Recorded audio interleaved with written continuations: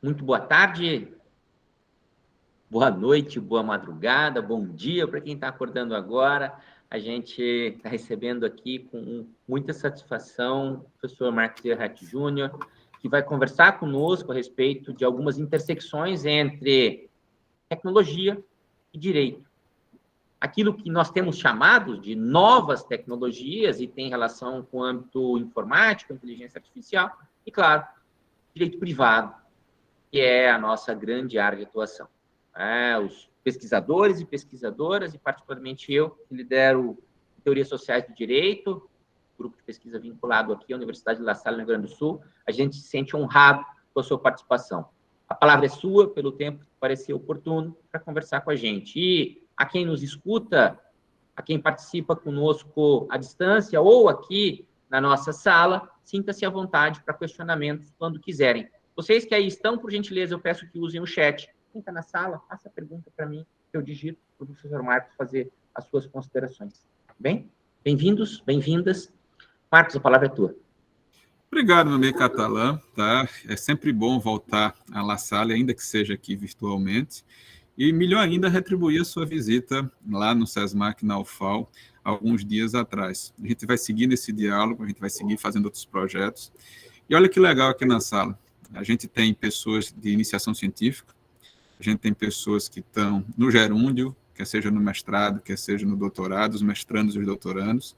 A gente tem colegas docentes aqui, tá? E que também estão no final das suas pesquisas. E todo mundo aqui tem interesse comum, uma palavra: tecnologia, evolução tecnológica, disrupção tecnológica. Vamos combinar que eu vou tentar, nos primeiros 15, 20 minutos, fazer alguma coisa mais geral para que todo mundo fique na mesma página e a gente possa depois aprofundar os assuntos e, se for o caso, fazer os recortes que vocês acharem mais interessantes de acordo com as pesquisas quando a gente começar a segunda parte. Para essa primeira fala, algumas reflexões, alguns pontos que me parecem muito importantes para a gente conversar aqui. É comum, sobretudo nos meios de comunicação, relacionar tecnologia ao futuro. Isso, para a gente, em relação à pesquisa, é muito cômodo, né? Porque se é futuro, eu estou pesquisando no presente, eu não preciso me preocupar com isso. Eu não preciso dar resposta para isso, tá certo? Então, eu sempre posso deixar para amanhã. Aí, de repente, vem uma crise sanitária, joga todo mundo dentro de casa, e você aprende a utilizar várias ferramentas que você só ouvia falar, que você nunca tinha experimentado. Sem nenhuma preparação prévia, sem entender exatamente como é que ela funciona, qual é o alcance, mas você não tinha muita alternativa. Aí, de repente, a vida começa a voltar para o que a gente chamava de normal, e você se pega sentindo falta de algumas coisas que você tinha no mundo virtual. Ou tem alguém aqui com saudade de trânsito, de engarrafamento nas cidades, por exemplo? E aí você diz assim: poxa, mas eu me arrumei, calcei um sapato, me maquiei, me produzi, troquei de roupa, e fiquei 50 minutos no trânsito para fazer alguma coisa que eu podia ter feito virtualmente em 20 minutos, em meia hora. E acho que a gente ainda vai passar um tempo assim, nessa dualidade. Mas aí a gente começa a entender que, sem que a gente se dê conta, ou a gente se dando conta, as discussões sobre tecnologia estão no nosso cotidiano, no presente. E as escolhas que a gente for fazer agora vão ser essenciais para a gente discutir o futuro. Eu olhava minhas redes sociais antes de começar a conversar com vocês aqui e vi a notícia de um possível acordo no bloco europeu para que, a partir do mês que vem, seja editado um novo ato dentro do ambiente da Comunidade Europeia, estabelecendo uma taxação para os grandes veículos de comunicação na internet. 0,1% do faturamento deles. Atenção, 0,1% do patrimônio deles, do lucro deles anual, para uma finalidade, para a fiscalização do cumprimento das normas que tratam sobre os direitos dos cidadãos europeus nas redes, dentro do bloco econômico. E aí você começa a ver uma movimentação interna dos órgãos de tributação para tributar criptoativos. Aí a gente começa a ver o alvoroço de pessoas que, infelizmente, perderam parentes para a Covid, tentando acesso a contas, a redes sociais, a senhas, a mensagens, porque, de repente, a pessoa percebe que contratos, comprovantes de pagamento, senhas, recibos, notas fiscais, não tem mais suporte em papel. O suporte é sempre digital. E aí, pessoal, mudam os costumes, muda o jeito da gente comunicar, muda o jeito da gente arquivar informações que são importantes, tá? Deixa eu mandar um abraço aqui para o meu amigo Marcelo, que faz tempo que eu não encontro com ele, nem que seja aqui virtualmente. Marcelo, bom vê-lo, tá? Eu falava para vocês dessa nova interação, aí eu queria que vocês pensassem aí e respondessem mentalmente o seguinte: como é que vocês enxergam essa relação direito e tecnologia? E eu estou falando aqui para os que estão no mestrado, para os que estão no doutorado, para os que estão na iniciação científica. No seu programa de pós-graduação, no seu grupo de pesquisa, existe uma matéria específica na faculdade e ela concentra todos os assuntos de tecnologia. E o professor vira uma espécie de vade-mecum porque ele fala da tecnologia no administrativo, no tributário, no processo civil, no consumidor. Os temas de tecnologia estão sendo regularmente tratados de modo transversal em todas as disciplinas. No seu trabalho de pesquisa, você vai dedicar um tópico para tratar de tecnologia ou o seu trabalho de A a Z vai ser sobre tecnologia? E aí, pessoal, a gente não tem um comportamento uniforme no Brasil. Por exemplo, o Conselho da Justiça Federal decidiu que para essas jornadas de direito privado, que vão acontecer no mês que vem em Brasília, além dos 7 livros do Código Civil, que correspondem a 7 comissões que elaboram enunciados, deveria ser criada uma 8ª comissão para trabalhar com tecnologia. Eu confesso a vocês que, como integrante da comissão, a gente teve dificuldades, porque chegava, por exemplo, um enunciado sobre um contrato celebrado eletronicamente, e a gente olhava um para o outro e dizia assim: quem vai analisar isso é a nossa comissão de contratos ou a comissão de novas tecnologias?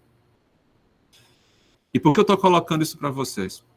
Porque essas escolhas, em como esse assunto vai ser visto na graduação, em como esse assunto vai ser abordado na pós-graduação, vão ditar a nossa maneira de se relacionar com esses temas daqui para frente.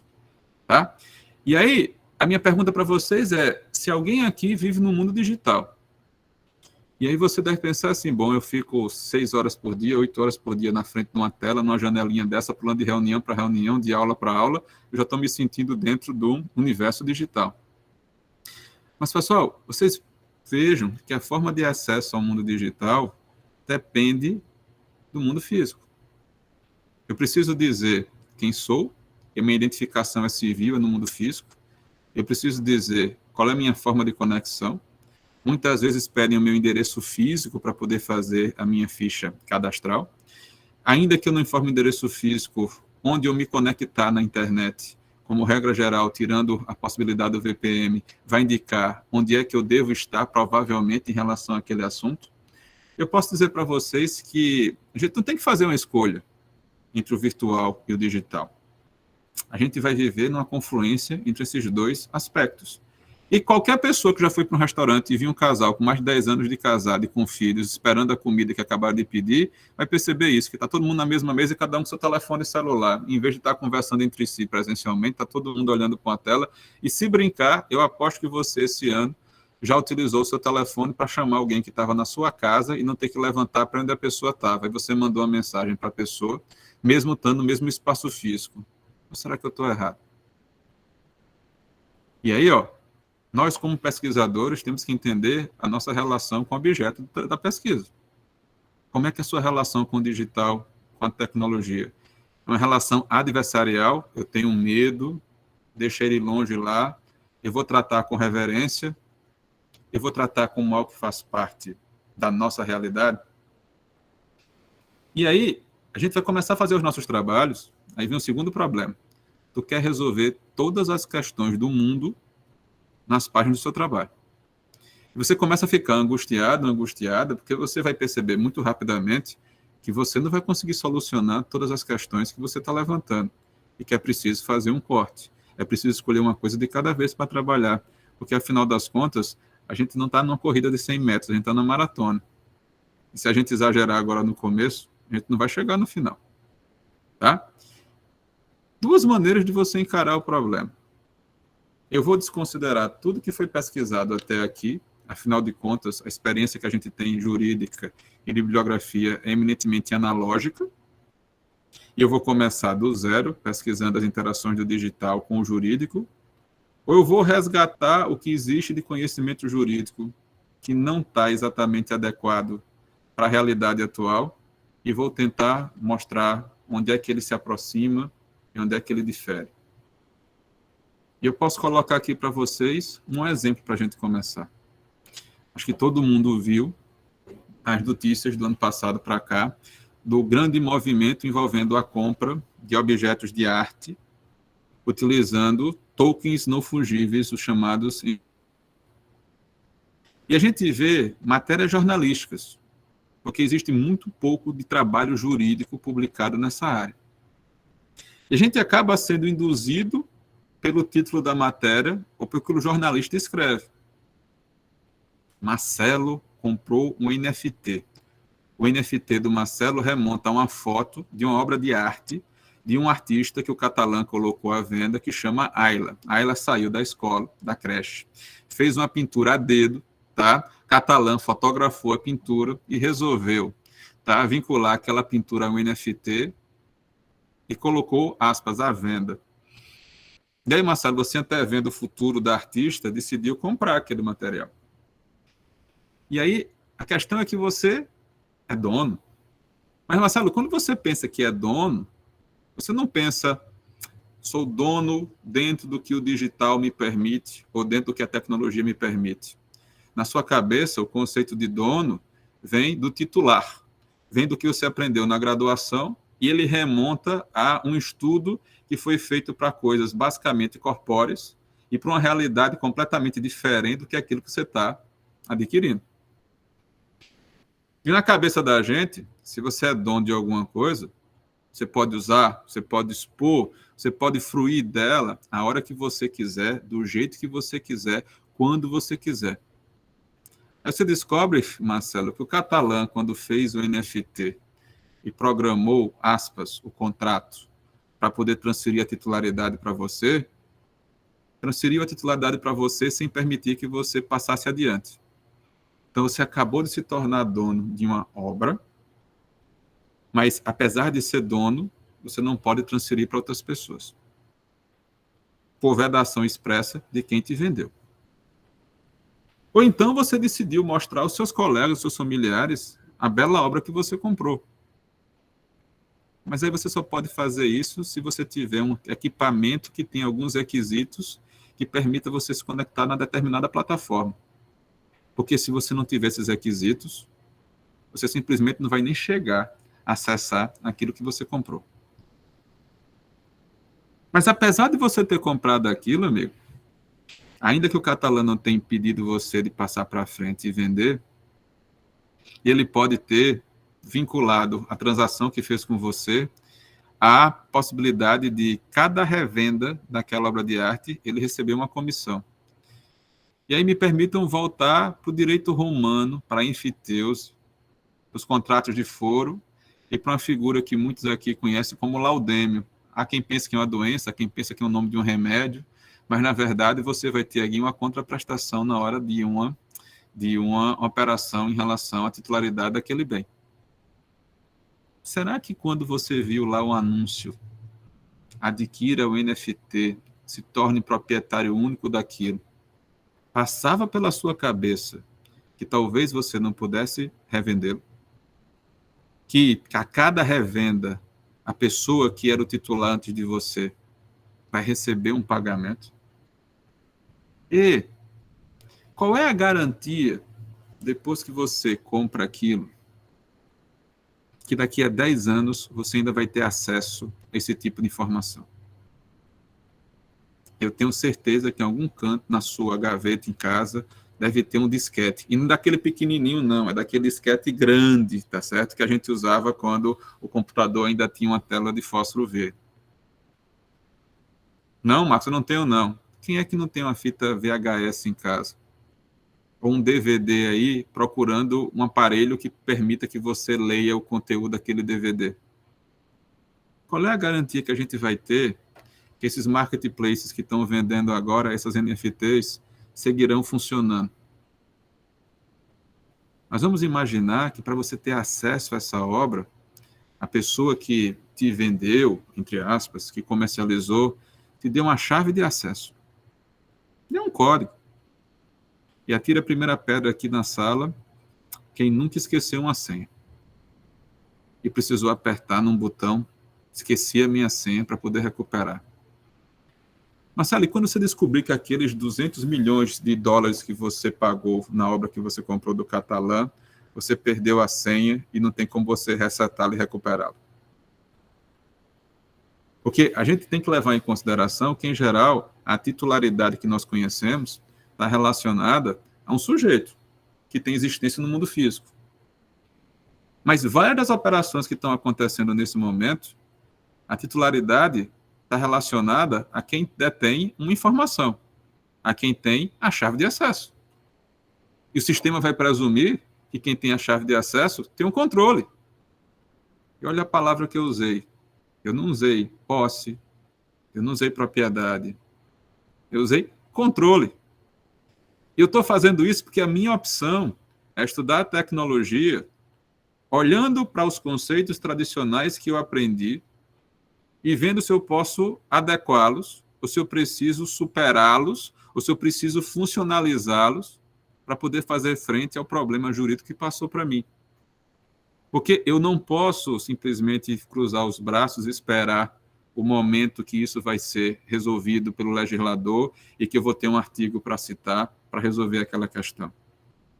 O juiz conhece os fatos, o juiz conhece o direito, ele precisa decidir aquele conflito que foi colocado diante dele.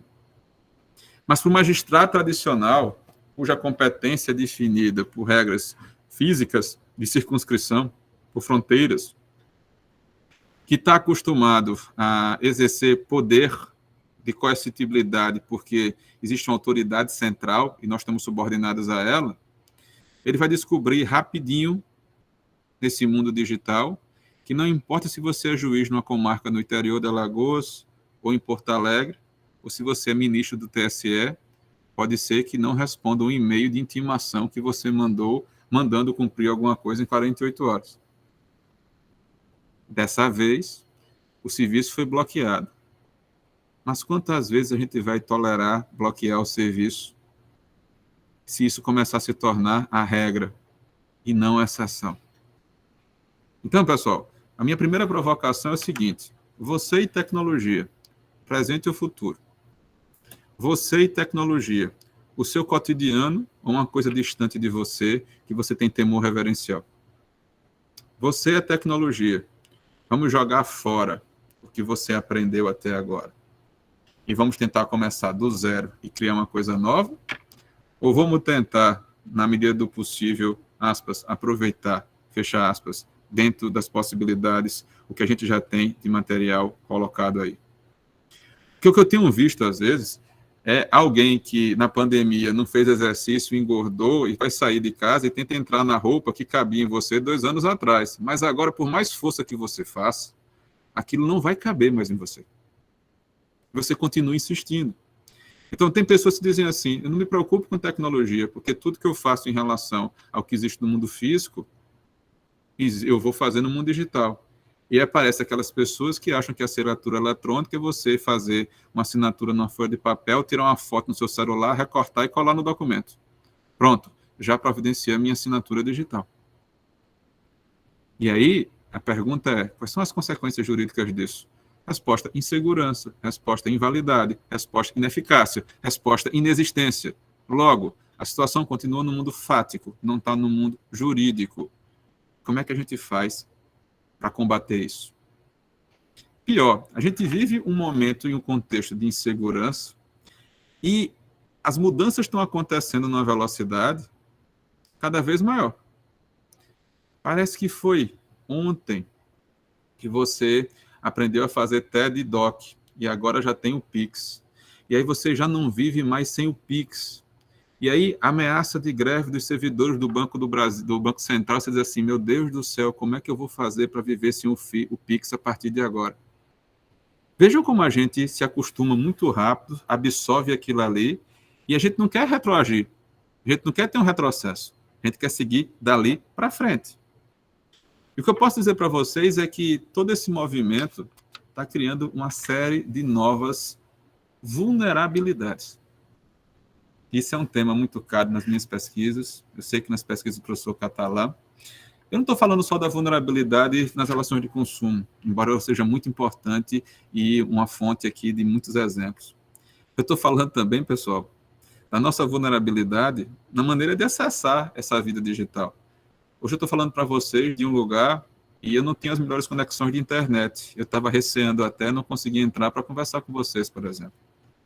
Ou você, advogado, está num lugar e vem uma atualização no seu computador e você não consegue acessar o processo eletrônico.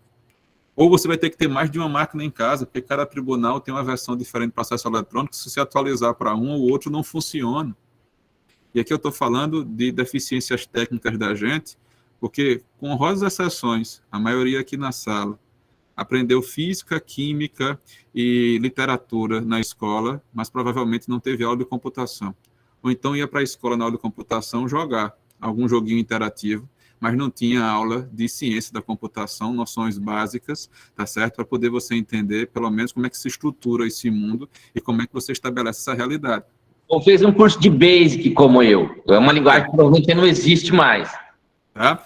Mas olha pelo lado bom, quando tiver os arqueólogos da informação digital, você vai ser convidado para lembrar das suas aulas de Basic já, tá certo? No ritmo que a gente vai, vão lhe convidar já para fazer isso, tá? Então, ó, os avanços sociais mudam o jeito da gente interagir pessoalmente, da gente se comunicar, muda o jeito da gente pagar as coisas, muda o jeito da gente registrar as nossas informações. E ontem à noite eu conversava com uma turma na Escola da Magistratura no Rio de Janeiro, na EMEG. E na turma tinha notário, na turma tinha advogado, na turma tinha advogado e construtora. E eu dizia o seguinte: olha, vocês viram aí um caso do Rio Grande do Sul, de uma pessoa que, aspas, segundo o jornal, adquiriu imóveis digitalizados, fecha aspas, e fez a transação com registro em blockchain, e se tornou proprietária de uma parte de um imóvel pagando em NFT. Vimos, professor, é o futuro? Eu disse, eu tenho minhas dúvidas. Deixa eu perguntar uma coisa para vocês. Se eu for no cartório de imóveis do Rio Grande do Sul e perguntar quem é o proprietário do bem, se a pessoa não tiver feito o registro em papel lá no cartório, ela se tornou proprietária porque registrou aquilo em blockchain? Mas veja, professor, o blockchain é muito mais seguro, tem muitas vantagens. Ok. E ele é reconhecido pelo legislador brasileiro como forma de aquisição de propriedade imobiliária. Nós já estamos nesse momento de tratar a questão? Ou a gente espera que em algum momento chegue essa fase? Então, tem gente que já está contando com o porvir, com o futuro. E parece que a pessoa quer dormir hoje e acordar no futuro. Mas deixa eu dar uma notícia ruim. Nós somos a geração da transição. E a gente é que vai enfrentar esses problemas até chegar na transição. E aí vem o desafio e vem a responsabilidade da gente pensar qual é o papel do direito diante de tudo isso. Catalã, a gente tem dois amigos queridos, o professor Guilherme Martins, da Federal do Rio de Janeiro, o professor José Luiz Faleiro Júnior, que num texto tratando sobre a evolução tecnológica, tem uma frase que eu gosto muito. Eles dizem assim, olha, a dogmática jurídica tradicional que a gente conhece, ela está em descompasso. O descompasso é porque ela está sem capacidade de resposta. As coisas acontecem e você procura no sistema que está posto, naquilo que está em vigor, e você não consegue apontar, tá, qual seria a solução legal imediata para aquele problema. Você vai dizer o seguinte: isso é difícil, isso é complicado, deixa eu pensar, tá? Não tenho uma resposta para lhe falar agora. Se a internet e a vida digital é indissociável da nossa rotina, do nosso cotidiano, quais são as dificuldades que a gente vai ter? Acho que a primeira coisa que a gente precisa é se acostumar com a perspectiva que não vem do direito. Deixa eu tentar explicar isso. Pelo menos eu funciono assim. Acontecem os fatos, esses fatos podem ser positivos ou negativos socialmente, a gente vai começar a discutir, a gente vai valorar esses fatos, e depois a gente vai criar uma norma, se entender conveniente, no interesse da sociedade. E aí escolho teoria tridimensional do direito do Reale ou Alquiu-Weill para tentar explicar isso. E a gente é apresentado a esse raciocínio no começo da graduação. Mas, em se tratando de tecnologia, antes das disposições tecnológicas se vincularem a esse pensamento de que vamos avaliar para ver qual é o impacto e criar uma norma jurídica, eles estão subordinados a regras técnicas. Quem escreve o programa, quem escolhe a plataforma, quem oferece o serviço, diz, por exemplo, quantos caracteres você pode mandar na mensagem no Twitter. E por que você não pode mandar mais? Porque o cara que programou disse que você não pode mandar mais. É simples assim. E aí, pessoal, a gente tem dois tipos de regulação. Uma regulação que aparece antes mesmo daquele serviço chegar para a gente e uma regulação que aparece posteriormente. O serviço passa a ser oferecido, a gente avalia aquele tipo de serviço e a gente decide se aquilo deve continuar ou deve ser descontinuado. E aí, eu estou falando para vocês aqui que, além do direito como forma de regulação, a própria arquitetura da internet, a própria infraestrutura, também serve como uma forma de estabelecer limites para o que a gente pode e o que a gente não pode fazer. Mas a minha pergunta é se essas normas técnicas podem servir, por exemplo, como fonte de justificativas jurídicas. Me permitam outro exemplo, talvez um exemplo bem do cotidiano. Quem é que aqui não participa de um grupo no WhatsApp? E aí alguém sai do grupo porque se desentendeu por uma discussão, provavelmente política, tá? E depois que a pessoa sai do grupo, continuam falando daquela pessoa. Aí você está no grupo, é amigo da pessoa que se abusou e saiu, faz um print da discussão, fulano, tu não devia ter saído, olha o que estão dizendo de você no grupo. E ao tomar conhecimento do que estavam falando no grupo, aquela pessoa decide demandar as pessoas que fizeram os comentários. Só que quem fez os comentários é o seguinte, pera lá, como é que tu soubesse disso? Você já saiu do grupo. Alguém passou essa informação para você. Deixa eu lhe perguntar uma coisa. O que a gente escreve num grupo de WhatsApp, a gente tem expectativa de privacidade? Dito de outro modo, quando eu estou num grupo com 20, 30, 50, até 256 pessoas, e eu coloco alguma coisa, na minha cabeça eu estou ciente de só as pessoas que estão naquele grupo podem conhecer aquilo, podem interagir sobre aquilo, e eu vou dormir sossegado porque eu sei que ninguém daquele grupo tem autorização no sistema para transferir informações dali para outro lugar, e se o fizer, pode ser responsabilizado? Quer dizer, Marcos, eu não vivo nesse mundo que você vive, não. Se o cara colocou no grupo do WhatsApp, se ele quisesse sigilo, ele ligasse e falasse no privado. Ele colocou no grupo, a gente pode fazer o que quiser. Bom, a discussão chegou no STJ no ano passado. E você lê o acordo, a relatora feminista Nancy Andrighi, você vê o relatório da ministra Nancy, e ela começa dizendo o seguinte, o que é o WhatsApp? Que tipo de serviço é esse?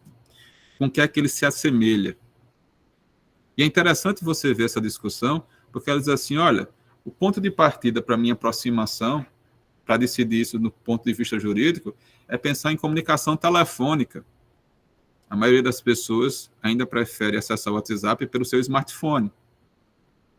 Ou você tem um acesso duplo pelo computador e pelo smartphone. Mas a gente associa, e os primeiros usos do WhatsApp foram para os telefones. E a gente tem legislação no Brasil que garante o sigilo das comunicações. Veja, se o Marcelo quiser saber o que eu e o Catalã estamos conversando no telefone, ele tem que ir ao judiciário, pedir uma ordem do juiz para poder interceptar aquelas comunicações. Mas a pergunta é se o Marcelo precisa de ordem para interceptar as comunicações da gente no WhatsApp. E se o tratamento fornecido à ligação telemática vale para as plataformas como o Telegram, como o WhatsApp. Porque nesse aspecto, eu não vejo muita diferença se você vai usar o Signal, se você vai usar o Telegram, se você vai utilizar o WhatsApp. E a ministra diz assim, olha, se o próprio aplicativo tem por característica criptografia de ponto a ponto, Isso significa dizer que nem o autor da plataforma, o dono da plataforma, o criador, pode conhecer aquilo que você está trocando com o outro, o conteúdo, ele só tem acesso aos metadados. É claro que o que se discute em um grupo de WhatsApp deve ser considerado como algo sujeito ao sigilo das comunicações. Pronto, danou-se. Então, aquele que anda por aí por hobby, vazando informação de grupo, em tese, pode ser responsabilizado. Perceberam? Ela fez uma aproximação com o telefone. Aliás, eu tenho certeza que hoje você leu o seu WhatsApp no telefone. Eu tenho certeza que você abriu a sua conta da rede social, o Instagram, por exemplo. Quem aqui falou no telefone ligando para alguém? Esta semana você telefonou para alguém?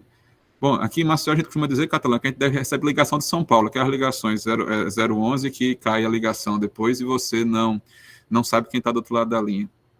Mas você falou no telefone com alguém essa semana? Será que eu posso aqui parar?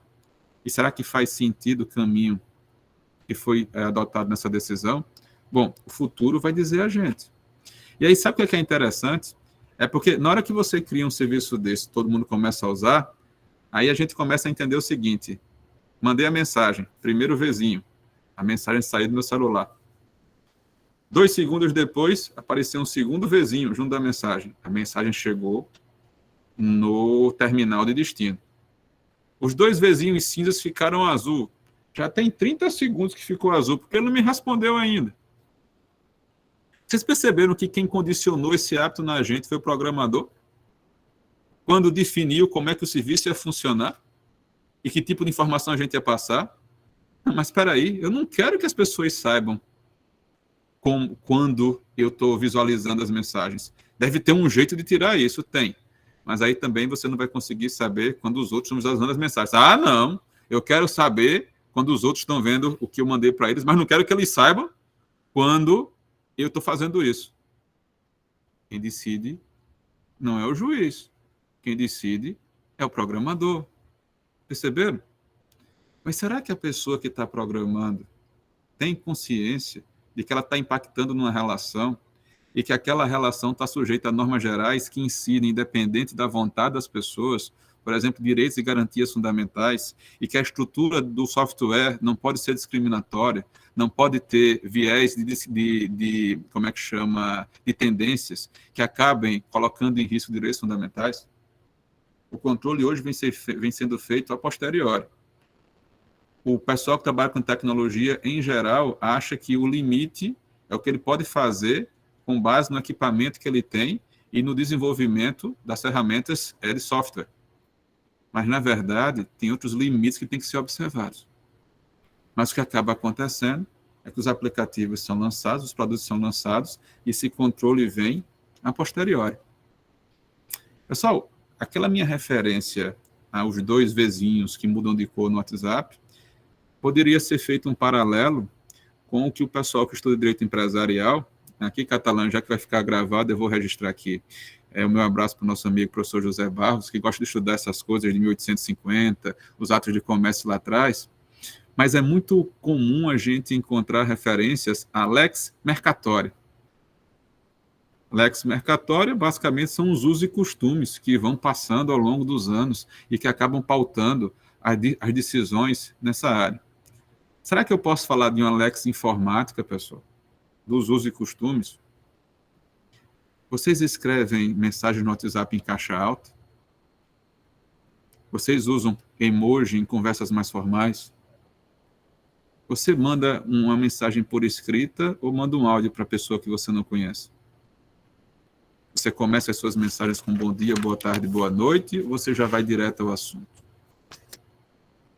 A gente está falando de uso e costume. Isso vai pautar, por exemplo, a forma de interpretação daqui em diante. Não, Marcos, não vai pautar, não. Nosso Código Civil, no artigo 428, fala da diferença de contratação de pessoas presentes e pessoas ausentes. Mas o código se refere a telefone. Quando eu mando um direct para você no Instagram, oferecendo a você comprar um vadimécum, eu estou numa contratação entre ausentes ou presentes. Antes de vocês me responderem, vale a pena chamar a atenção que essa semana apareceu mais uma funcionalidade. Do mesmo jeito que quando você está no WhatsApp, a pessoa sabe que você está online, porque aparece escrito junto da fotinho dela. Agora, quando você estiver online no Instagram, as pessoas que estiverem utilizando as mensagens, o bate-papo do Instagram, vão saber que você está online para poder interagir com você em tempo real. Isso faz diferença para você definir qual é o tipo de contratação ou não faz diferença? E aí, pessoal, você vai pegar as primeiras pessoas que estudaram a internet, os impactos, e você vai encontrar o Lawrence Lessig. Ele vai dizer o seguinte: olha, eu posso ter um eixo de regulação ético, eu posso ter um eixo de regulação jurídico, eu posso ter um eixo de regulação que é técnico. Mas eu não posso esquecer que tem mais um eixo, mais um pilar na regulação dessa vida digital que é essencial, que é o mercado. O que é que vai ser aceito pelas pessoas? Quais são as condições que aquele serviço vai ser oferecido? Tá? Me diga uma coisa, nas cidades de vocês ainda tem gente na rua vendendo CD pirata, DVD pirata, pendrive com coletânea de música MP3? Se eu voltar no tempo 5 ou 6 anos e encontrar o seu eu de 5 anos atrás, você andava no seu carro, na sua bolsa, no seu computador, com uma coletânea de músicas em MP3? Por que você não faz mais isso hoje? Porque provavelmente é mais fácil baixar um serviço de streaming, que lhe dá mais variedade e lhe dá a possibilidade de você ouvir aquela música em qualquer lugar, a hora que você quiser. De preferência você pagando, né? Senão você vai ter que ouvir um monte de publicidade e você não vai poder escolher algumas coisas. Entenderam onde eu quero chegar? Tá? E aí, pessoal, a forma de oferecer música mudou.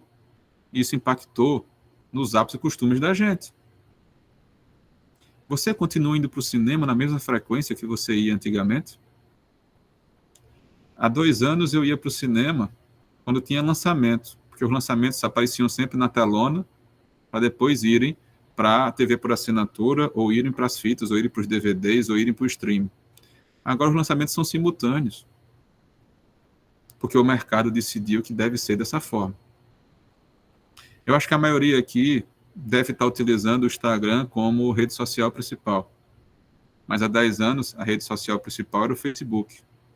E se você hoje vai navegar no Facebook, a minha sensação é que parece uma cidade abandonada, que as pessoas saíram às pressas e deixaram as coisas todas abertas. Mas será que ainda vai ter Instagram daqui a 10 anos? Será que a gente pode ignorar, nessas nossas interações entre direito e tecnologia, a força dos chamados stakeholders, daqueles que estão na comunidade, os agentes econômicos, sociais, e que interferem nessas regulações? E aí me permitam pensar um assunto. E aí, Catalã, para essa segunda parte, deixa eu tentar pegar um instituto jurídico que pode abranger boa parte dos trabalhos que a gente está vendo aqui. Vamos pegar contrato. Mas eu não quero falar do contrato tradicional, eu quero falar do contrato inteligente. Tá certo? Que tipo de inteligência é essa? Bom, deixa eu dizer uma coisa para vocês. Quem criou a expressão contrato inteligente não foi um jurista. Mas o problema é que quando a gente ouve a expressão contrato inteligente, automaticamente a gente puxa aqui da nossa cabeça, do nosso HD mental aqui, a nossa definição de contrato do ponto de vista jurídico. E aí você passa a entender que contrato inteligente é o que você já sabe de contratos, tá certo? E provavelmente que você aprendeu o contrato burro, porque agora tem o contrato inteligente, tá? E você agora vai passar para outro patamar, tá? E aí, pessoal, agora você não pode ser mais advogado 1.0, você não pode ser mais advogado 2.0. Você, por enquanto, é um advogado 5.0. Daqui a pouco vai subir de novo a numeração, você vai ficar deflasado de novo nessa situação. Então, a gente tem que tomar cuidado primeiro com as expressões que estão aparecendo. Entender onde elas foram cunhadas, para que elas foram cunhadas, tá? E a partir daí a gente tirar nossas conclusões. E não aceitar as conclusões cegamente das outras pessoas. Se você for buscar na origem, o contrato inteligente é um contrato que foi construído, cadastrado, numa plataforma. E qual é a característica desse contrato? Ele se executa automaticamente. Não precisa constituir em mora, não precisa interpelar, não precisa preparar uma petição inicial, pagar custas, entrar com ação, pedir uma decisão em antecipação dos efeitos da tutela para o juiz e depois pedir para o juiz intimar outra parte para que os efeitos da decisão aconteçam. Se aqueles fatos se sucederem da forma como está na programação, inexoravelmente, automaticamente, imediatamente, aquela decisão vai ser ajustada, vai ser aplicada. A primeira pergunta que eu preciso fazer para vocês é se tem algum impedimento jurídico de fazer isso. Tem alguma norma que vede a possibilidade de 2 ou mais agentes celebrarem um contrato atípico, porque não tem regulamentação no sistema, e que esse contrato tenha por consequência aplicabilidade imediata de determinada solução? Tem gente que diz, já ouviram aquela música do Zeca Pagodinho, você sabe que é caviar, nunca vi, nem comi, eu só ouço falar. Tem gente que diz assim, não sei, não quero saber e vou proibir. É mais conveniente, porque eu fecho a porta e não tenho que admitir nenhuma inovação no sistema. Tá? Mas se você está inclinado a admitir uma inovação dentro do sistema, dentro dessa figura, qual é a vantagem disso? Quem vende a figura do contrato inteligente, os seus entusiastas, dizem o seguinte, olha, é um contrato mais seguro, é um contrato mais confiável, porque a execuibilidade dele é assegurada, é garantida. É que a execuibilidade, eu estou fazendo uma tradução literal de enforcement, que é a palavra que normalmente aparece nos textos que tratam do assunto. Minha primeira provocação para vocês é o seguinte, eu sou pesquisador, vou investigar a categoria dos contratos inteligentes. Eu estou diante de um adjetivo, eu estou diante de um substantivo. Marcos, não estou entendendo. Eu posso ter o contrato de compra e venda paritário entre pessoas que estão reguladas pelo Código Civil, eu posso ter um contrato de compra e venda numa relação de consumo. O substantivo aqui é a compra e venda, é a espécie do contrato. Mas acontece que as características daquela contratação podem atrair um adjetivo, contrato civil, contrato de consumo. Quando eu falo de contrato inteligente, eu estou criando uma categoria nova, como é a compra e venda, como é a doação, ou estou criando apenas um adjetivo que vai esclarecer para mim uma forma de contratação que eu já conheço, mas que ela está apresentada num suporte diferente, com consequências diferentes. Aqui, para os mais iniciados, para aqueles que já terminaram o curso, que estão no mestrado, no doutorado, eu quero lembrar para vocês que a gente tem uma discussão eterna na doutrina brasileira sobre a possibilidade ou não da gente ter cláusulas resolutivas nos contratos. Fiz um contrato, coloquei uma cláusula resolutiva expressa, a pessoa descumpriu o contrato, está escrito no contrato que o descumprimento a imediata extinção daquele vínculo contratual. Se você perguntar a 5 juristas, 4 vão dizer a você que você precisa ir para o judiciário, mesmo assim, para pedir o reconhecimento da extinção daquele contrato, se você quiser ter um mínimo de segurança. Porque a cláusula resolutiva expressa não é tão expressa assim, né? Ou não é tão automática assim, como parece no texto da legislação. E por isso que eu estou trazendo isso para vocês. Contrato dito inteligente é uma nova roupa para um velho problema. A gente está diante de uma nova categoria. Se a gente está diante de uma nova roupa para um velho problema, ele é permitido. Mas se a gente está diante de uma nova categoria, a minha pergunta é se ela é permitido ou se ela é proibido. E aí, vamos para o método agora. E eu vou aproveitar e vou aplicar o método que é tão caro para a gente na Universidade Federal de Alagoas, que é a teoria dos fatos jurídicos. Tem algum problema para a existência do contrato eletrônico? Tem algum problema para a validade do contrato eletrônico? Tem algum problema para a eficácia do contrato eletrônico? Se eu tenho 2 ou mais pessoas manifestando vontade em relação ao mesmo bem, estabelecendo um preço de comum acordo, eu supero a existência. As pessoas são maiores e capazes, o objeto é disponível, é lícito.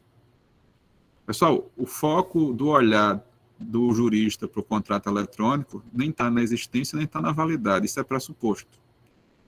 A discussão é sobre eficácia. Se a gente pode admitir ou não esse nível de estrutura. E aí, o Isaac está na sala, me ajuda, Isaac. vou fazer um contrato eletrônico. Qual é a estrutura? Basicamente, eu vou ter que estabelecer um código. Eu vou ter que criar uma linha de programação. Tá? E aí, uma estrutura que eu penso é o seguinte. Eu vou imaginar o resultado que eu gostaria. Eu vou mapear as consequências daquele resultado. E vou pensar uma solução para cada uma das possibilidades. Vendi para você um livro, você pode pagar e eu entreguei. Vendi para você um livro, você pode pagar e eu não entregar. Vendi para você um livro e você não pagou. Ou você pagou atrasado. Ou você pagou a menos. E aí, para cada contexto desse, eu vou dar uma solução. Se acontecer o cenário 1, responda dessa forma. Se acontecer o cenário 3, a alternativa que você vai utilizar é essa aqui. Então, significa dizer que, provavelmente, para eu poder mapear esses efeitos, eu vou precisar de uma base de dados. Tá? De acordo. Tá? A estrutura da norma jurídica. E aí, Isaac, é interessante como a gente vê a lógica do Lorival Viranova nos livros sobre jurídicos, da mesma forma que você utilizaria de lógica para uma aula de ciência da computação. Nesse aspecto, a gente tem aqui uma estrutura bem formal e bem utilizada. O que eu vou construir, então, pessoal, é um algoritmo que execute essas funções. Mas, provavelmente, esse algoritmo, baseado na lógica matemática, ele vai precisar de um banco de dados. Ele vai precisar aprender quais são os cenários. Ele vai precisar aprender quais são as hipóteses possíveis para poder depois ele aplicar isso.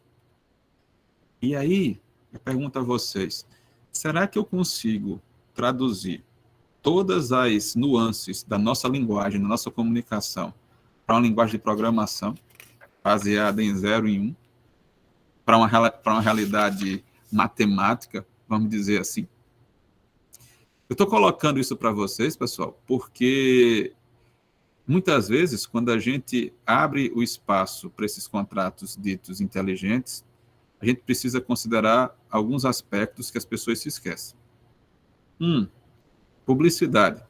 Isso acontece na internet, numa plataforma. Como é que as outras pessoas vão saber?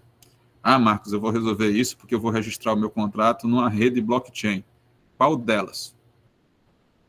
E a gente tem aí 30, 50, 100 empresas só no Brasil oferecendo registro em blockchain com tecnologias, com aproximações, mas com características próprias. E aí, qual é o problema? A publicidade não é tão grande assim como você imagina. 2, custo de implementação. Com a folha de papel na mão do professor Catalã e uma caneta, ele redige um contrato. E qualquer pessoa acessa aquele conteúdo. Mas para eu poder acessar um contrato dito inteligente, eu preciso ter a plataforma. Para eu ter a plataforma, pode ter uma exigência de um pagamento para acesso. Ou pode ter um requisito mínimo para poder você ingressar naquele sistema. E a minha pergunta é se isso é algo universal, ou se isso ainda é algo para poucos. 3. Os programas são frutos do intelecto humano, por enquanto. Então, significa dizer que eles estão sujeitos a risco, a falha na programação. E aí, pessoal, é super difícil para a gente trabalhar cláusulas gerais e princípios. Imagine você traduzir uma cláusula geral, um princípio, dentro de um algoritmo que se baseia numa lógica matemática. Porque o que vai acontecer é que a gente não vai conseguir, por mais que a gente queira, prever todos os cenários possíveis que podem acontecer naquele contrato. Sempre vai aparecer alguma coisa diferente. Tá? E aí, eu posso dar um exemplo para vocês. Eu participo de algumas bancas de concurso, e quando você tem vários corretores na banca de concurso, Catalã sabe de qual concurso eu estou falando, de qual prova eu estou falando, a gente costuma reunir os corretores numa sala só, e a gente define uma resposta padrão esperada, a gente pergunta se todos da sala estão de acordo com aquela resposta padrão esperada, e aí 50, 60 pessoas qualificadíssimas para poder fazer aquele trabalho concordam com aquele cenário esperado. Aí você precisa testar se aquilo vai funcionar. Aí você pega aleatoriamente 3, 4 provas que vão ser corrigidas, e quando você lê a primeira prova, tem uma resposta que ninguém na sala pensou que é possível. E aí para todo mundo para pensar, e agora? Vamos voltar para a discussão. Mas se a lógica é fazer uma programação que se executa automaticamente, não dá para voltar atrás, principalmente se você fizer um registro num blockchain, porque aquilo ali vai ficar, aspas, imutável. Ou pelo menos é assim que vai se vender. E aí, de qual versão do contrato você vai estar falando? Além do mais, é o seguinte, a gente passa a ter uma dependência de quem trabalha com ciência da computação, de quem trabalha com programação, que a gente nunca teve. E aí, pessoal, de repente, por exemplo, os advogados precisaram fazer um token, precisaram baixar programas no seu computador para poder continuar trabalhando. E se acontece alguma coisa fora do lugar, pronto, ninguém trabalha, ninguém faz mais nada, chame os técnicos. Hoje, a Justiça Federal no estado de Pernambuco sofreu um ataque. O sistema está fora do ar. Nem juiz, nem desembargador, nem advogado, nem parte, nem testemunha. Está todo mundo esperando que os técnicos resolvam. E isso tem um custo. E cada um pode pagar o técnico o que pode, com o dinheiro que tem. Isso vai trazer mais um tipo de disparidade para essa relação. Eu costumo dizer que o que mais me preocupa é que nós não estamos diante de contratos inteligentes, porque esses códigos tendem a ser inflexíveis e a gente está vivendo um momento do desenvolvimento da ciência jurídica que a gente precisa ponderar os interesses, a gente trabalha com conceitos abertos de propósito. Esse tipo de contrato, pessoal, é um contrato que ele não permite que a gente analise, por exemplo, a intenção das pessoas. Porque é um contrato que tem por finalidade um monitoramento contínuo do que você está fazendo. E aí, eu quero que vocês lembrem que quando a gente vai contratar com alguém, à medida que a relação vai progredindo, a gente estabelece uma relação de confiança entre as partes. A gente presume a boa-fé das pessoas. E, de repente, você passa para um tipo de relacionamento onde, à distância, aquele que programou a plataforma sabe exatamente o que você está fazendo, o que você está fazendo, como você está fazendo. Ele não precisa nem que você se manifeste, porque ele está vendo aquilo. Porque a relação é de uma transparência, ele tem acesso completo aos seus hábitos, aos seus costumes, como, por exemplo, o que você gosta de assistir, que horas você assiste, em que plataforma você assiste, e por quanto tempo você fica conectado, quando você está no serviço de streaming, para a gente colocar assim. E aí, pessoal, a minha sensação é que o inteligente do smart contract é uma tentativa de eliminar o que, para mim, é da natureza do contrato, que é o elemento humano. E, o elemento humano, para quem é advogado, é muito interessante. Porque, às vezes, a pessoa me pede para pegar uma cláusula que está objetiva e deixar ela vaga de proposta. Disse, não está do jeito que eu quero ainda, vamos começar assim, mas eu quero ter uma gordura aí para mais na frente poder rediscutir isso e ajustar o contrato e fazer um aditivo. Então, quando a gente quer ter flexibilidade, a gente simplesmente apela para a vagueza. Além do mais, às vezes, a outra parte quer contratar com você, você tem interesse em contratar com ela, mas ela exige determinada cláusula e você não tem nenhum interesse de cumprir. E mesmo assim você assina o contrato com aquela cláusula, esperando que no futuro o cenário modifique e que você consiga o objetivo que agora para você foi inatingível, mas melhor assinar com essa cláusula do que perder aquela transação, aquela negociação. Além disso, pessoal, o ideal é a gente trabalhar com transparência ou trabalhar com boa-fé. O modelo negocial da gente é baseado na boa-fé. E o modelo do contrato de eletrônico, já que está baseado no monitoramento, significa dizer que eu não confio em você. Então, eu vou monitorar o que você está fazendo. Tá? E se o monitoramento mostrar que você não está agindo como deveria agir, eu simplesmente vou adotar, tá, uma sanção que vai acontecer automática. E quem vive das plataformas com relações massificadas de consumo adora isso, porque costuma dizer que isso elimina a incerteza, que ele contrata sem risco. O que é que acontece quando você tem um plano para guardar seus arquivos na nuvem e, por algum motivo, o pagamento do mês não é creditado na conta do provedor da sua nuvem? Ele suspende o serviço. Ele não quer saber se o problema foi na comunicação do banco com o cartão ou do cartão com você. Se o computador não localizar o pagamento, o que é que acontece? Ou você para de ter acesso àquilo. As informações são suas. Mas mesmo assim, você não vai ter acesso a ela. Eu podia continuar falando dos contratos digitais, podia continuar falando do blockchain, podia continuar falando para vocês sobre os pontos que são centrais no contrato inteligente, o código, a chamada carteira, onde você vai apontar como é que vai ser feita a transação, o arquivo que vai ser salvo em relação a isso, onde é que vai ser feito o registro, qual é a relação com a propriedade. Mas eu acho que esse não é o objetivo. Quando eu conversei com o Catalã e a gente combinou que eu ia falar para vocês sobre interação de direito e tecnologia, a minha pergunta é se vocês têm temor reverencial, têm uma postura crítica, ou acham que não precisam se preocupar com isso agora, e vão continuar vivendo a vida e esperar que alguém no futuro decida qual é a melhor maneira de lidar com isso. E aí, a gente vem fazendo vários eventos sobre esse assunto, e a gente costuma dizer o seguinte, olha, será que eu posso olhar para a tecnologia e dizer que, ontologicamente, lá na origem, ela é má, ou ela é predatória, ou ela é discriminatória? Ou o que acaba acontecendo é que o uso que a gente faz dessa tecnologia é que vai ter essas características. E, por trás do uso da tecnologia, de quem é o interesse? Porque, vamos pegar um exemplo bobo. Você que vai trocar o seu carro, chega na concessionária, e aí pergunta se eles financiam um carro novo, você não tem dinheiro para comprar o carro à vista. Ele diz que sim, e só precisam da cópia da sua identidade e comprovante de residência. E aí você digitaliza aquele documento lá mesmo, com o funcionário lá, com o vendedor, e ele encaminha online para o banco. 10 minutos depois, vem a resposta, se seu financiamento está aprovado ou não está aprovado, e qual seria a taxa do financiamento. E aquilo é feito por um algoritmo. Só que a gente pode fazer um teste de 3 pessoas ao mesmo tempo, a mesma concessionária para comprar o mesmo carro, pedindo financiamento no mesmo banco, recebendo o mesmo salário porque trabalham no mesmo emprego, e cada um recebeu uma taxa de juros diferente, ou surpresa, um dos 3 teve o cadastro rejeitado e não vai receber o valor que está pretendendo em relação a isso. E a pergunta é, que critérios foram utilizados? Como foram utilizados? Qual a chance de eu conferir esses critérios? E se eu constatar que está errado, como é que eu faço para corrigir esses critérios?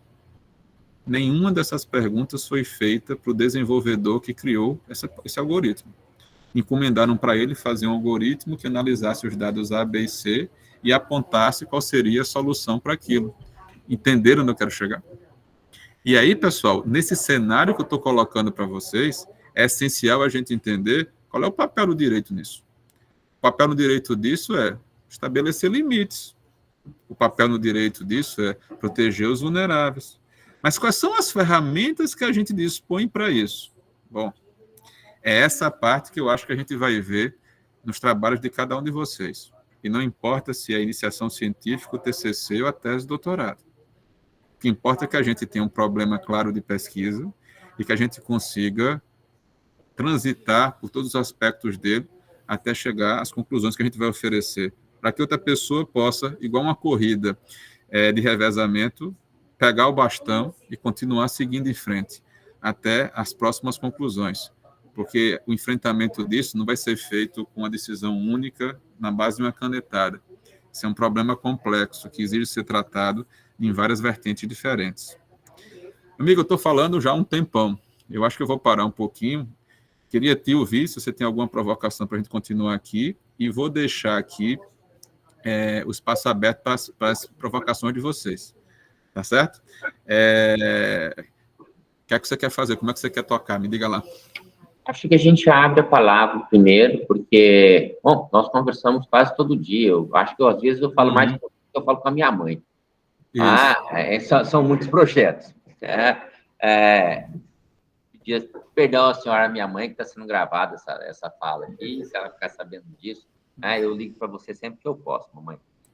Abrir a palavra para quem está aqui conosco, para quem está na sala, para quem nos assiste à distância, para questionamentos. Eu acho que é legal fazer isso. E aí usem o microfone agora, não precisam usar o chat.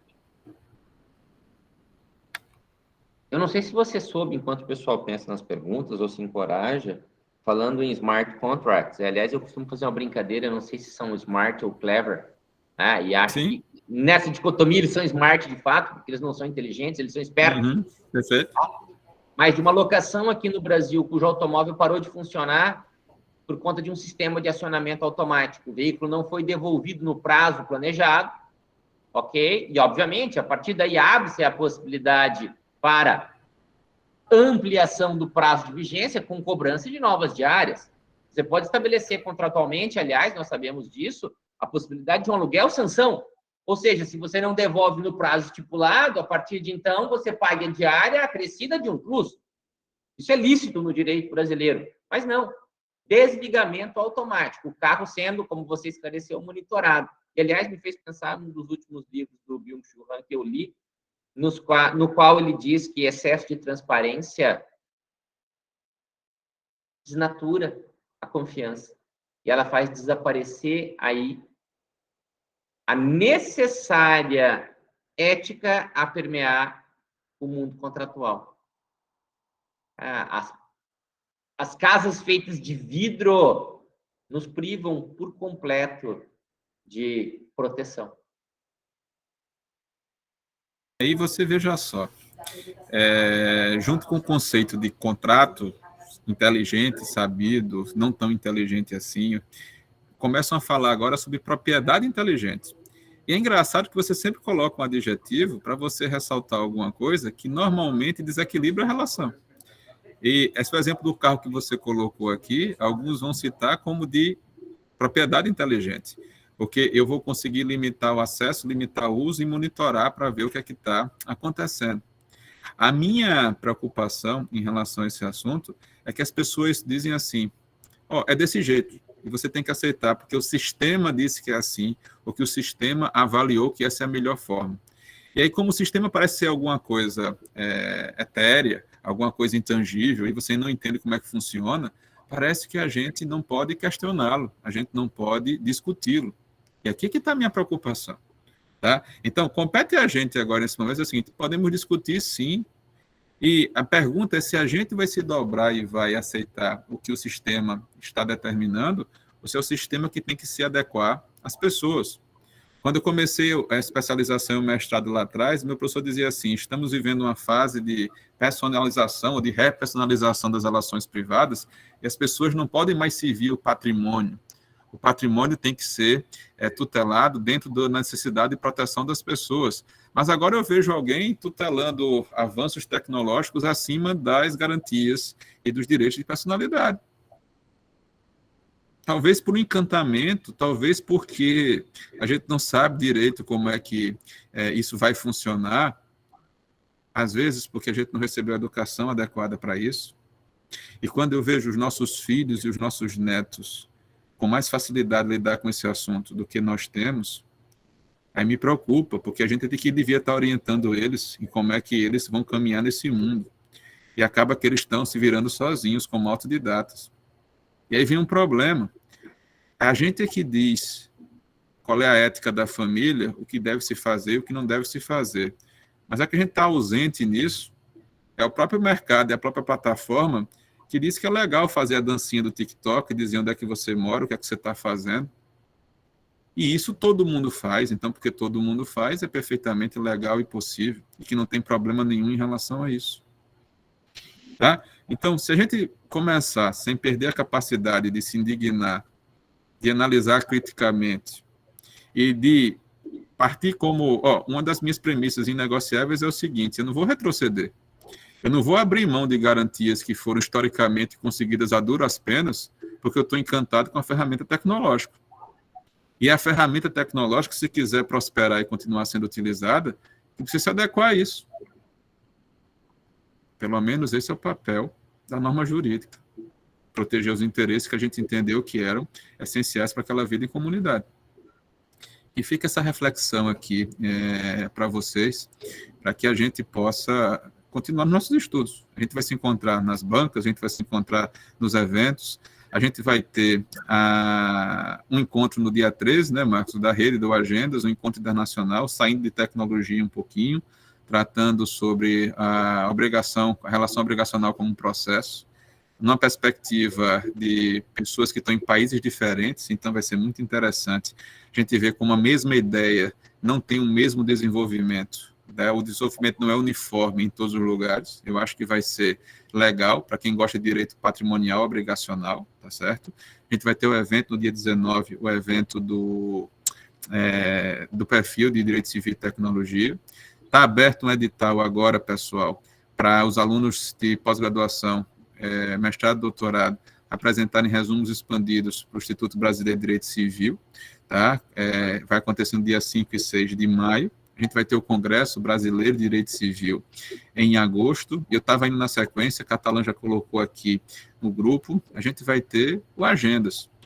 E aí, vejam, comparando todos os eventos, eu estou ansioso para chegar ao Agendas, porque aí eu e o Catalã paramos de falar e a gente vai ouvir vocês. Que no final das contas, o trabalho de cada um aqui tem que ter a sua própria voz. A gente já sabe que boa parte dos autores da bibliografia que vocês vão pesquisar dizem como é que eles pensam. Mas o que você passou a pensar depois que você leu essas pessoas é o que me interessa de saber. Eu acho que esse é um ponto essencial para poder a gente conversar, certo? Então, ó, não vai faltar opção. Ô, Isaac, tu levantasse a mão, a palavra é sua, amigo. Marcos, tem uma pergunta aqui, antes do Isaac, tem uma pergunta do Manuel. Professor, estou sem microfone, gostaria de saber se é melhor falarmos em titularidade, em propriedade ou em acesso no mundo digital. Não, titularidades vira gênero, tá certo? Os outros são espécies. Só que aí o que acaba acontecendo? Eu não sei se eu coloco o acesso aqui junto. Porque aí, quando a gente fala de acesso, eu posso, por exemplo, usar algo que não me pertence porque foi autorizado pelo titular. Mas o que a gente vai perceber é que na hora que a gente estabeleceu propriedade, domínio, titularidade, pouco se discutia sobre acesso. A gente vai ter que construir uma relação uma interação em relação a esses termos. E aí eu vou usar um exemplo de algo que está um pouquinho mais avançado. Veja, por exemplo, as relações entre quem é capaz, quem é superendividado, quem é incapaz, quem é deficiente. Durante muito tempo, incapaz e deficiente eram tratados da mesma forma. Durante muito tempo, as pessoas lidavam como o superendividado como alguém que não tinha capacidade. E aí você vai ver que esses conceitos não têm a mesma extensão e podem ser aplicados em sentidos diferentes, tá certo? Então, alguém usa direito de acesso como direito não proprietário poder usar o poder fruir de determinada coisa. A gente ainda está trabalhando atrelado à noção de propriedade tradicional, que eu tenho o direito de afastar o uso de outras pessoas, se assim achar que deve, por exemplo, certo? Então, é o que a gente precisa refletir um pouquinho, qual é o contexto. De que direito de acesso você está falando? Do bem particular, do bem comum? Nós estamos falando de um direito de terceira, quarta dimensão, a gente está falando de algo relacionado à primeira, segunda dimensão, à propriedade particular, clássica, no sentido tradicional, tá? Vamos refletir, vamos continuar pesquisando para ver como é que a gente vai lidar com isso no mundo digital. E a minha preocupação é saber o que é que eu posso aprender no mundo digital. O que é que efetivamente eu posso ter exclusividade sobre aquilo e licitamente eu posso transferir para o outro. Porque sabe o que me impressiona? Todo mundo ficou falando do macaquinho lá do Neymar, da obra de arte que ele adquiriu. Mas você continua baixando essa obra de arte na internet a hora que você quiser.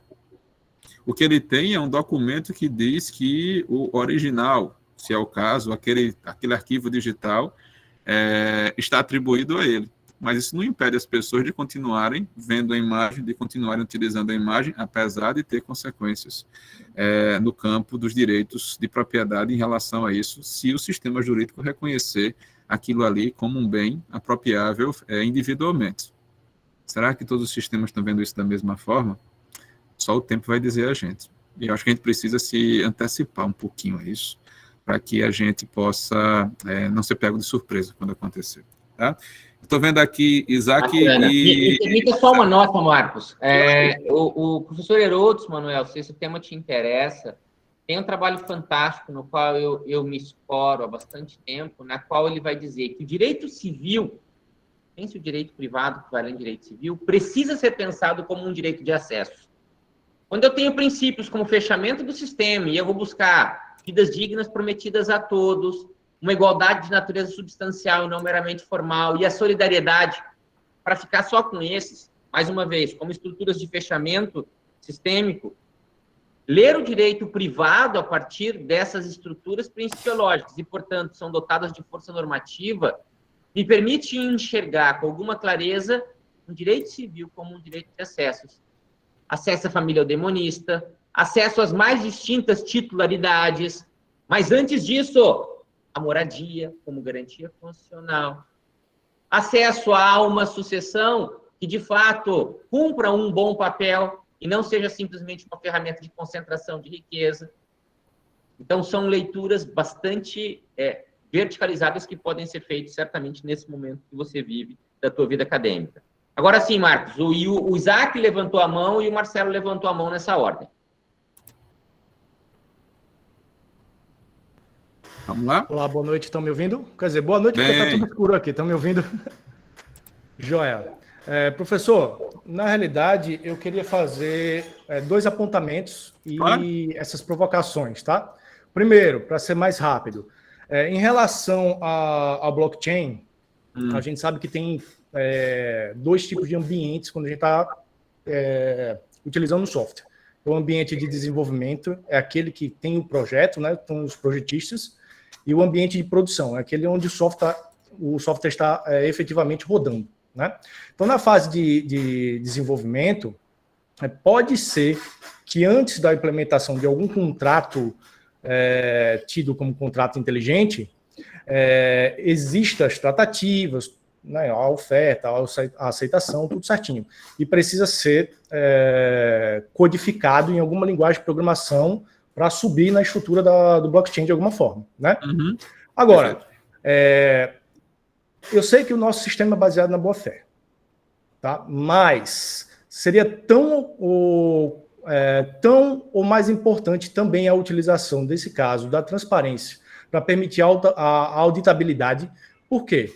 Porque, olha só, um errinho em uma linha de comando pode modificar as consequências de uma certa execução. Então, seria aí algo, talvez, que para esse ambiente digital fosse tão ou mais importante quanto a boa-fé, porque permite com que os dois possam ter certeza, pelo menos os lados, possam ter certeza de que o que foi realmente combinado, o que foi realmente acordado, seja executado. Eu queria saber esse primeiro ponto, o que o senhor pensa. Segundo ponto, isso pode, inclusive, professor, quando a gente está lidando com inteligência artificial, já que não são instruções determinísticas, né? São instruções que podem ser executadas e o resultado pode ser dinâmico, isso pode, inclusive, ensejar o sistema, pode ensejar talvez uma responsabilidade subjetiva ou uma responsabilidade objetiva no meu ponto de vista. Por que eu falo isso? Porque quando eu estou em um ambiente de desenvolvimento, estou lá com os programadores, estou lá com os analistas de sistemas, se atividades deles realmente não são essas de risco propriamente dito, então eu teria que provar que no projeto eles tiveram algum tipo de viés, ou por culpa, ou por tipo negligência, imprudência, para poder fazer essa responsabilização, enquanto quando tiver realmente em ambiente de produção e rodando o software, ele vai fazer as adaptações consumindo os dados, aí sim seria talvez o caso de utilizar a responsabilidade objetiva. Eu queria saber mais ou menos sobre o que o senhor pensa nesse aspecto. Não sei se eu me fiz entender, mas qualquer coisa eu estou aqui. São 3, eu vou dividir em 3 coisas aqui. Primeiro, vamos para um dito popular. A diferença do veneno para o remédio é a quantidade. Você está imaginando um contrato dito inteligente que é bidirecional. Ambos vão ter acesso à transparência e às informações. Hoje, os contratos mais usados são contratos de consumo e ele é unidirecional. O monitoramento é da atividade do consumidor. Mas, por exemplo, a gente não consegue monitorar se aquele serviço está no ar ou está fora do ar. Vejam o que acontece para os advogados aqui quando o tal do PJE sai do ar e fica aquele desespero para conseguir uma certidão de disponibilidade do sistema. Tá certo? Então, o que acaba acontecendo? A gente tem aqui mais uma forma de abuso. Porque o que você faz, eu tenho 100% de controle. E o que eu estou fazendo, você não tem absolutamente ideia do que está acontecendo, não tem como provar. Tá certo? Então, essa é a principal crítica. E aí, Isaac, talvez valha a pena a gente chamar o seguinte. A gente tem vários tipos de contratos típicos, a gente tem a possibilidade de celebrar contratos atípicos, e a gente tem contratos que dizem respeito a questões existenciais, questões patrimoniais. A gente tem que entender qual é o substrato, qual é o ecossistema onde esses contratos inteligentes vão ser mais aceitos e vão se tornar usuais. Ele não vai servir para todas as situações. Mas eu não mencionei para vocês um conceito que eu venho estudando recentemente, que seria self-driven contracts na sugestão dos autores americanos. Mas, literalmente, um contrato que vai se adaptando automaticamente durante o curso dele e a execução. Deixa eu dar um exemplo simples. A gente hoje, pela lei do Plano Real, só pode atualizar contratos de locação, por exemplo, a cada 12 meses. Mas se você pudesse atualizar, por exemplo, contratos de compra e venda toda semana, todos os dias, a cada hora, levando em consideração as variações do mercado, por mínimas que fossem. Humanamente, isso é impossível, mas é perfeitamente possível você fazer isso. Isso vem sendo feito na Bolsa de Valores, por exemplo. A gente tem hoje, basicamente, grandes financeiras que quem decide sobre o tempo de permanência dos recursos num fundo é um algoritmo, não são pessoas, pela quantidade de cálculos que eles fazem.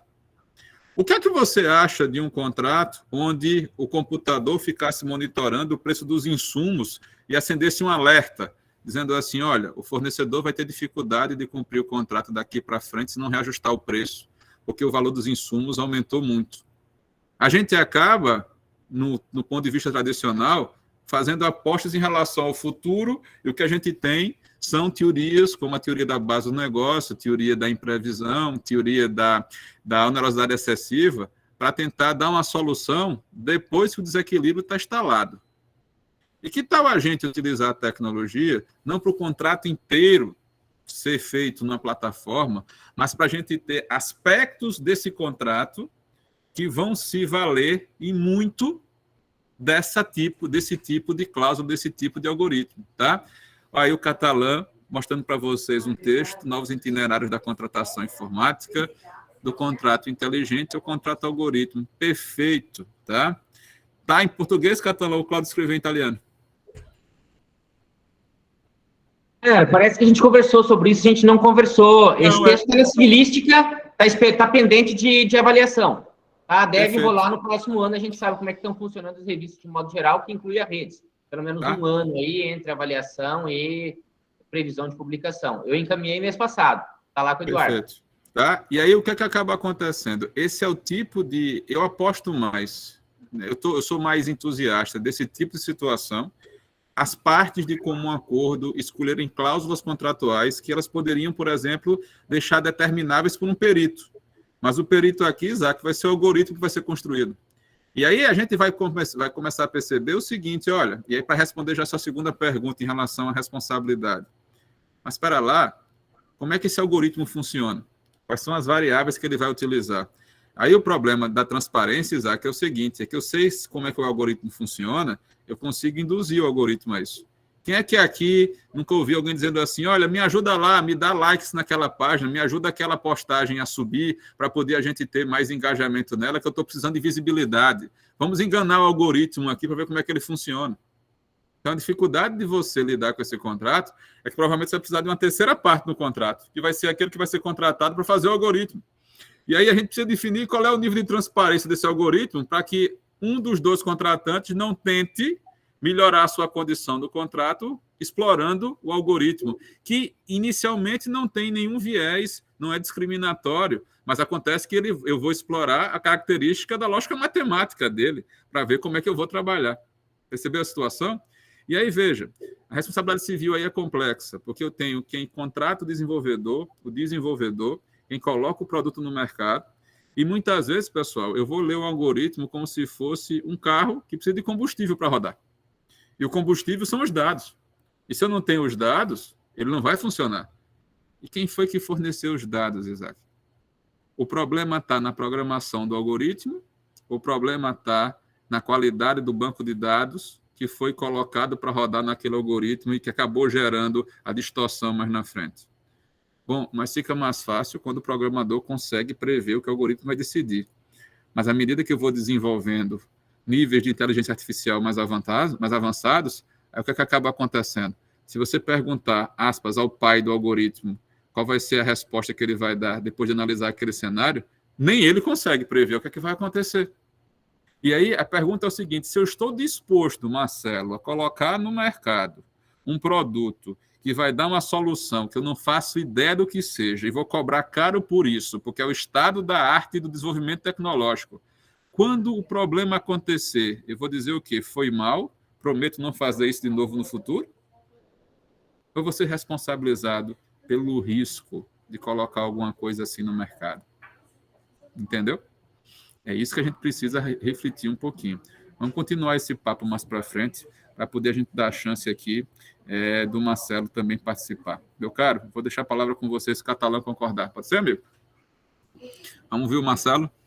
Marcelo? E aí, pessoal, tudo bem? Boa tarde. Eu não sei, nós temos tempo? Eu acho que já estouramos o tempo, né? Fica tranquilo. Não, muito obrigado pelo teu tempo, professor Marcos. Foi sempre ótimo te ouvir, saudades, há tempo que não nos víamos. Agora eu mudei de estado, Belo Horizonte está de portas abertas quando quiser vir. Mas são muito boas as tuas reflexões sempre, especialmente nesse tema. Uma das pessoas que eu vejo que pesquisa com muita seriedade esse tema. O que eu me questiono é em que medida, né, e aqui é uma pergunta retórica, mas em que medida o direito, ele, por um lado, a gente deve conhecer, né, o ambiente que nós estamos, né, mas em que medida a gente deve se preocupar exatamente com os caminhos disso, se não devêssemos nos preocupar mais com os efeitos, né, que isso gera. Mas eu acho que a gente comunga, né, do mesmo pensamento. E aí, aproximando mais da minha linha de pesquisa, a gente também não pode se esquecer do nosso papel como juristas, né? Como não exatamente para decidir qual o caminho que o direito vai tomar, mas qual é o caminho da construção das respostas, né?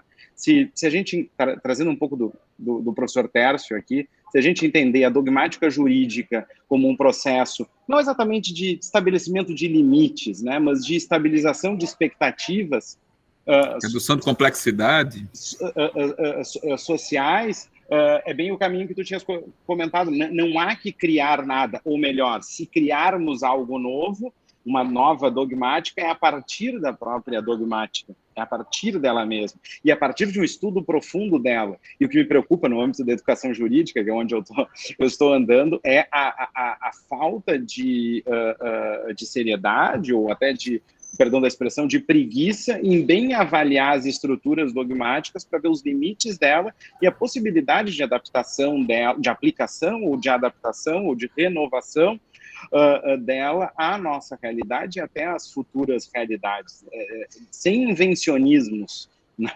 E tem muita gente na nossa área, especialmente do direito privado, da área de vocês, né? Professor Marcos, professor Catalã, fazendo esses invencionismos, né? Se preocupando muito quando o professor Marcos Erhard pergunta qual é a solução disso, mas se preocupando muito menos quando o professor Marcos Erhard também pergunta qual é o caminho que nós vamos seguir. E aí também trazendo um pouco do professor Arone, tem gente que não sabe disso, infelizmente, até hoje, mas não esquecer que o sistema jurídico é um sistema intersubjetivo ou um sistema axiológico. Eu não posso pensar um instituto dogmático por ele mesmo e como um fim em si só, né? É um sistema, e um sistema que tem fins muito específicos.